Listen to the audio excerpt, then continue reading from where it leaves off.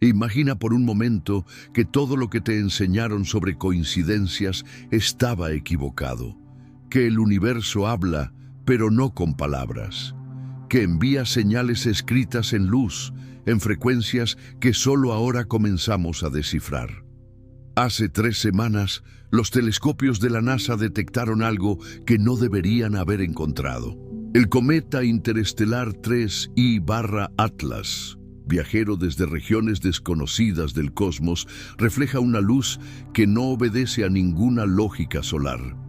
Y cuando los científicos compararon su firma espectral con bases de datos históricas, encontraron una coincidencia que los dejó sin palabras. La misma frecuencia luminosa, el mismo patrón de ondas, aparece en un objeto que lleva siglos desafiando la ciencia, el manto de Guadalupe. ¿Casualidad? ¿Mensaje cifrado? ¿O prueba de que alguien, algo, está intentando recordarnos una verdad que preferimos olvidar? Prepárate, porque lo que vas a descubrir hoy no está en ningún catecismo oficial. Volvamos al principio, al año 1531. México aún sangra por la conquista. Los templos aztecas humeantes, los sacerdotes masacrados, las diosas madre convertidas en demonios por la cruz española. En ese escenario de destrucción absoluta, un indígena llamado Juan Diego camina descalzo hacia el cerrito del Tepeyac, antigua morada de Tonantzin, la madre de los dioses mexicas. Y allí, en ese espacio liminal donde lo antiguo y lo nuevo colisionan, sucede algo que la Iglesia nunca pudo explicar del todo. Una mujer vestida de sol le habla en náhuatl, no en español, no en latín, en la lengua de los vencidos. Le pide que construyan un templo en ese lugar exacto. Juan Diego corre ante el obispo español Juan de Zumárraga, quien obviamente lo desdeña. Un indio que alucina no merece atención, pero la señora insiste y en el tercer encuentro le ordena a Juan Diego recoger rosas de Castilla en pleno invierno mexicano, imposibles en esa tierra, imposibles en esa estación. Las guarda en su tilma, ese burdo lienzo de fibra de maguey que usaban los más pobres. Y cuando despliega la tela ante el obispo, las rosas caen, sí, pero lo que queda impreso en el tejido detiene el corazón de Zumárraga. Una imagen que no debería existir. Una virgen morena, de rasgos mestizos, con símbolos que los frailes franciscanos reconocen de inmediato como ajenos a cualquier técnica pictórica conocida. Estamos hablando de 1531, no hay fotografía, no hay impresión química, y sin embargo, ahí está, una imagen que desafía toda lógica material. Pero aquí viene lo inquietante. La tilma de Juan Diego estaba hecha de fibra de maguey, un material que se descompone en 20 años máximo, 30 si tienes suerte y lo conservas en condiciones ideales. Hoy, casi 500 años después, el manto sigue intacto, sin barniz protector hasta el siglo XVIII, expuesto al humo de velas, al roce de millones de manos, a la humedad brutal del Valle de México, y no se pudre. No se desvanece, los pigmentos no se descaman. En 1936, un químico alemán llamado Richard Kuhn, futuro premio Nobel, analizó fibras del manto. Su conclusión fue tan perturbadora que la Iglesia la mantuvo en silencio durante décadas. No encontró pigmentos conocidos, ni de origen mineral, ni vegetal, ni animal. La imagen no estaba pintada sobre la tela, estaba dentro de las fibras, como si la luz misma se hubiera solidificado en hilos de maguey. Kuhn no era católico, no tenía agenda religiosa, solo química, y la química le dijo que aquello no debería existir. Avancemos al siglo XX, 1979. Un ingeniero peruano llamado José Aste Tunsman proyecta las pupilas de la Virgen del Manto ampliadas miles de veces, y lo que encuentra detona otra bomba. En ambos ojos, reflejadas con una perspectiva tridimensional perfecta, aparecen 13 figuras humanas. la escena exacta del momento en que Juan Diego despliega la tilma ante el obispo y su séquito. ¿Cómo se pinta un reflejo ocular correcto en 1531, cuando ni siquiera existía el concepto de óptica avanzada? Más extraño aún, la posición de las estrellas en el manto de la Virgen corresponde exactamente con la configuración celeste sobre el Valle de México el 12 de diciembre de 1531, pero no vista desde la Tierra, sino desde el cosmos, como si alguien hubiera fotografiado el cielo desde arriba, mirando hacia abajo. Un mapa estelar invertido, imposible de calcular sin conocimientos astronómicos modernos. Y aquí es donde la historia se tuerce hacia lo prohibido. Porque la Iglesia Católica oficial siempre trató a Guadalupe con una ambigüedad calculada. La aceptó, sí, pero con reservas. La promovió, pero nunca explicó del todo. Porque Guadalupe no es solo María, es Tonantzin renacida. Es la diosa madre azteca que vuelve, ahora vestida con el código cristiano, pero portando símbolos que cualquier sabio náhuatl reconocería al instante. El color turquesa de su manto, el de los emperadores, la banda negra en su cintura, señal de embarazo en la iconografía mexica. Los rayos solares que la rodean, atributo de Huitzilopochtli, el dios sol. La luna bajo sus pies, símbolo de Coyolxauhqui, la diosa lunar. No es una virgen europea trasplantada, es una síntesis, un puente, una infiltración divina en forma mestiza. Los franciscanos lo entendieron, por eso muchos como Bernardino de Sahagún se opusieron ferozmente al culto guadalupano. Veían la trampa. Si permites que la Virgen hable náhuatl, si dejas que se aparezca morena, si aceptas que lleve símbolos paganos, entonces no has conquistado realmente. Has negociado, y lo divino siempre gana las negociaciones. Pero la devoción popular fue imparable. Guadalupe se convirtió en el estandarte de todos los oprimidos. Miguel Hidalgo la llevó en su estandarte al grito de independencia. Emiliano Zapata la bordó en sus sombreros. Los migrantes la tatúan en sus espaldas antes de cruzar el desierto. Guadalupe es poder, y el poder siempre asusta a quien lo controla. Ahora piensa en esto. Durante casi 500 años, ese manto ha sido tocado, besado, analizado, fotografiado, radiografiado, sometido a todo tipo de escrutinio científico. Y cada vez que la ciencia se acerca, encuentra algo nuevo que no debería estar ahí. Fibras que no envejecen, pigmentos inexistentes, reflejos imposibles, geometría simbólica codificada, como si el manto fuera un texto en constante revelación, un mensaje que solo se lee cuando estás listo para recibirlo. Y ahora, en noviembre de 2025, un cometa viajero, un intruso cósmico que no pertenece a nuestro sistema solar, refleja la misma luz que ese manto. La misma frecuencia, el mismo espectro, como si el universo entero estuviera respondiendo a una señal enviada hace 500 años, como si Guadalupe no fuera solo una aparición local, sino un código universal, una llave. Detengámonos en la luz, porque todo esto gira alrededor de ella. La luz no es solo un fenómeno físico, es información, es frecuencia, es lenguaje. Y cuando la NASA comenzó a analizar el cometa 3I/Atlas en octubre de 2025, esperaban encontrar hielo sucio, polvo cósmico, quizás alguna traza de compuestos orgánicos simples. Lo que no esperaban era una anomalía espectral. El espectrógrafo del telescopio espacial James Webb captó algo raro. El cometa reflejaba luz solar, sí, pero con un patrón de absorción y emisión que no coincidía con ningún material conocido en nuestro sistema solar. Los picos de longitud de onda estaban desplazados, como si la superficie del cometa contuviera un mineral o compuesto que filtraba la luz de manera única. Y cuando los astrofísicos compararon ese espectro con bases de datos terrestres buscando coincidencias, apareció un resultado inesperado. Una imagen capturada en 1954 por un investigador mexicano llamado Carlos Salinas Chávez. Salinas había estudiado la luminiscencia del manto de Guadalupe bajo diferentes longitudes de onda. Fotografió la imagen con luz ultravioleta, infrarroja y filtros espectrales y descubrió que el manto emite luz propia.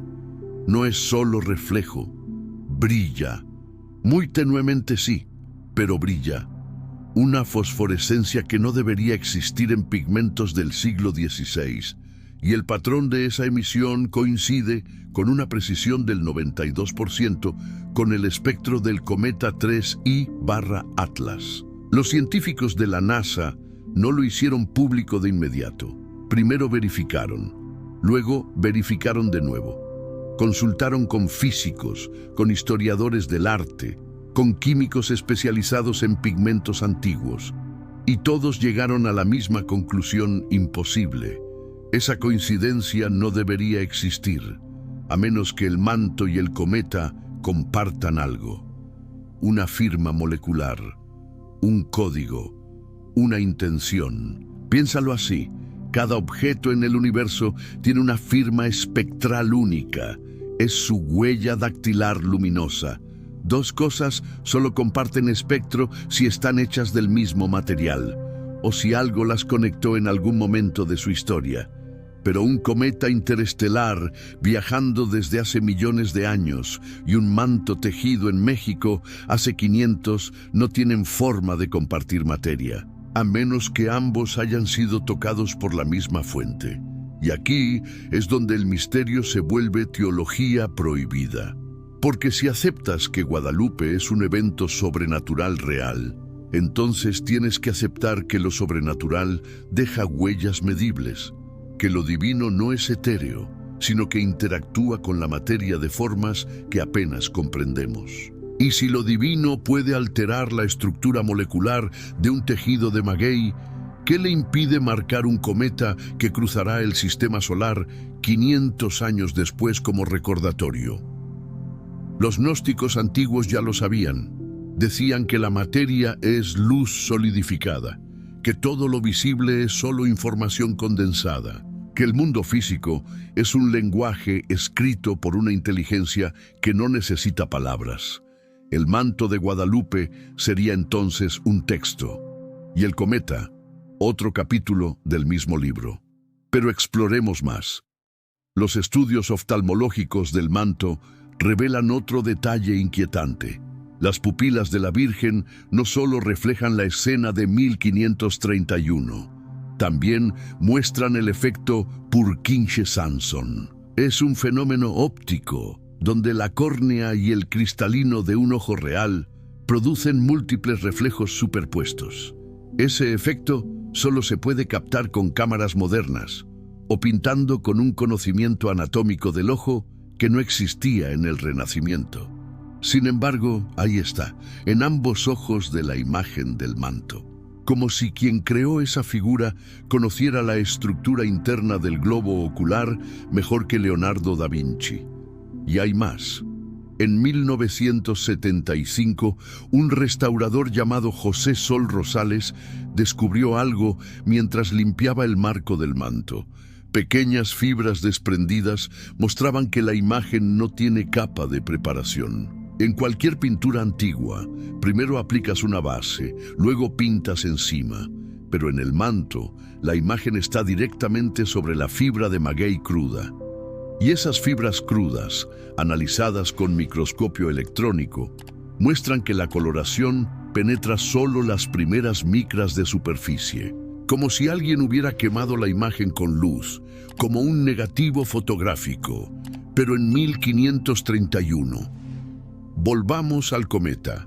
3I/Atlas fue detectado por primera vez en septiembre de 2023 por el sistema Atlas en Hawái. Su trayectoria indicaba origen interestelar. Venía de la dirección de la constelación de la Osa Mayor, viajando a más de 30 kilómetros por segundo. Cuando entró en nuestro sistema solar, su órbita era tan excéntrica que los astrónomos supieron de inmediato que no pertenecía aquí. Era un visitante, un mensajero. Y aquí viene lo perturbador. Cuando calcularon su trayectoria de retroceso, hacia dónde había estado hace millones de años, varios modelos computacionales sugirieron una proximidad inquietante con el sistema estelar de Alpha Centauri hace aproximadamente 4 millones de años. Pero eso no es lo relevante. Lo relevante es que su punto de máximo acercamiento al Sol ocurrió exactamente el 12 de diciembre de 2025. 594 años después de la aparición de Guadalupe, el mismo día, la misma fecha. ¿Coincidencia? Los estadísticos dirán que sí, que con suficientes objetos celestes cualquier fecha se repetirá. Pero cuando sumas la fecha, más el espectro luminoso, más el origen interestelar, más el simbolismo del número 12 en la tradición guadalupana, las probabilidades se vuelven astronómicamente bajas, literalmente. Entonces llegamos a la pregunta existencial que nadie quiere formular. ¿Y si todo está conectado?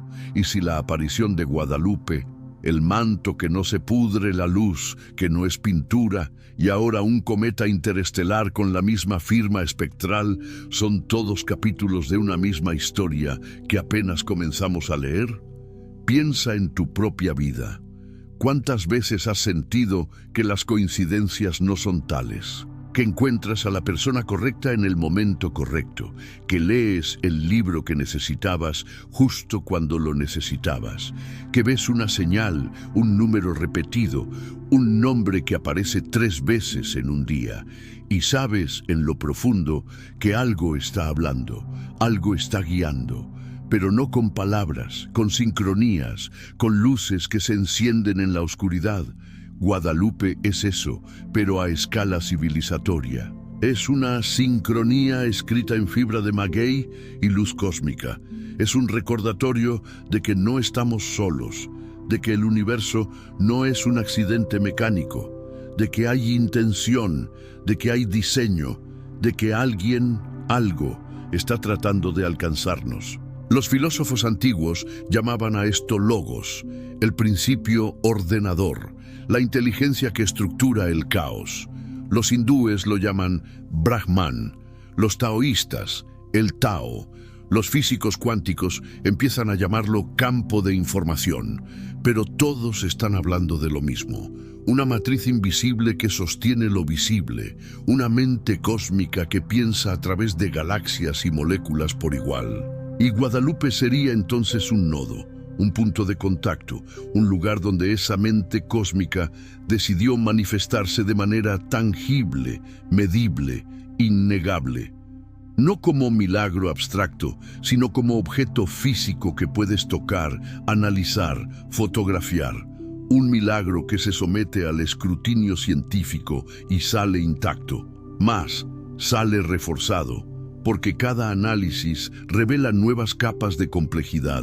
Esto es lo que aterra a las instituciones religiosas tradicionales, porque un milagro verificable democratiza lo sagrado.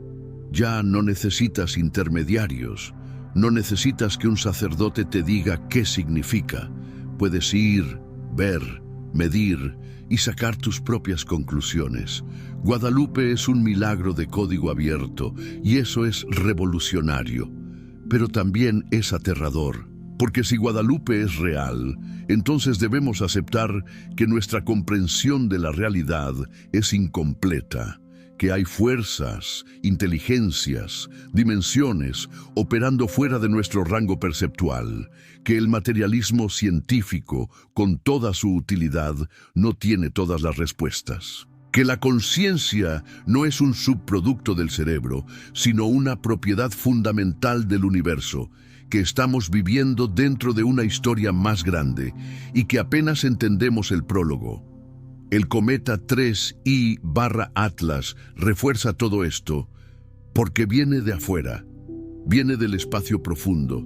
No es un objeto del sistema solar que podamos explicar con modelos locales. Es un intruso que trae información externa, y esa información coincide con un manto tejido en la Tierra hace 500 años. La implicación es clara. Lo que ocurrió en el Tepeyac no fue un evento aislado. Fue parte de un plan más amplio. Una comunicación que trasciende planetas, que conecta estrellas, que usa el tiempo y el espacio como lienzo. Y tú que estás escuchando esto, eres parte de ese plan. No por accidente, porque si estás aquí ahora recibiendo esta información es porque algo en ti estaba listo para recibirla. Las sincronías no son para todos, solo para quienes tienen ojos para ver. Y acabas de ver. Ahora bien, esto nos lleva a una reflexión filosófica más profunda. Si el universo es intencional, si hay diseño, si hay comunicación, entonces el sufrimiento humano adquiere otro significado. Ya no es absurdo, es pedagógico, es el costo de la conciencia, el precio que pagamos por ser capaces de reconocer la luz cuando aparece. Juan Diego había perdido a su tío Bernardino por enfermedad. Caminaba en desesperación cuando se encontró con la Virgen. Su dolor era real, su desorientación era genuina, y la señora no le quitó el sufrimiento, le dio significado. Le mostró que su tilma rota podía ser lienzo de lo eterno, que su lengua despreciada sería el idioma elegido, que los últimos serían primeros.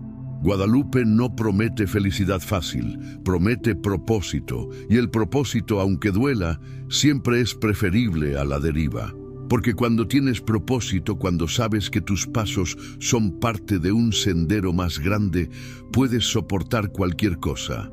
Puedes cruzar desiertos, puedes caminar descalzo, puedes mirar al cielo y saber que las estrellas te están mirando de vuelta. El cometa 3I/Atlas viajó millones de años para llegar aquí. Atravesó frío absoluto, vacío insondable, soledad cósmica, y sin embargo llegó, justo a tiempo. Justo con la luz correcta. Eso te dice algo sobre la paciencia del universo, sobre cómo lo divino opera en escalas temporales que desafían nuestra prisa, pero siempre cumple, siempre llega, siempre cierra el círculo. Y ahora tú tienes una elección. Puedes descartar todo esto como coincidencia elaborada. Puedes refugiarte en el escepticismo seguro, o puedes hacer lo que Juan Diego hizo. Abrirte a la posibilidad, sostener la tilma vacía de tu vida y ver qué luz decide imprimirse en ella. Entonces aquí estamos, al borde de algo que cambia todo o que no cambia nada, dependiendo de tu disposición a ver. Un cometa viajero refleja la misma luz que un manto imposible. La ciencia confirma lo que la fe siempre supo.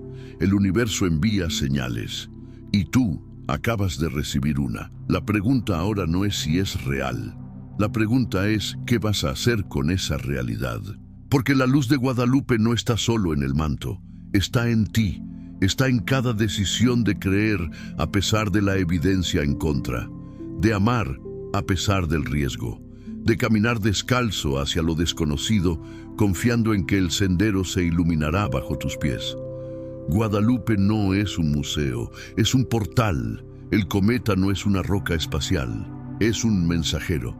Y este video no es entretenimiento, es un llamado a despertar, a recordar, a reconocer que fuiste tejido en la misma trama cósmica que sostiene cometas y vírgenes por igual. Comparte esto con alguien que necesite ver, porque las señales se multiplican cuando las compartes, y suscríbete no para más videos, sino para más capítulos de esta historia que apenas empieza a revelarse. La luz está hablando. ¿Estás escuchando?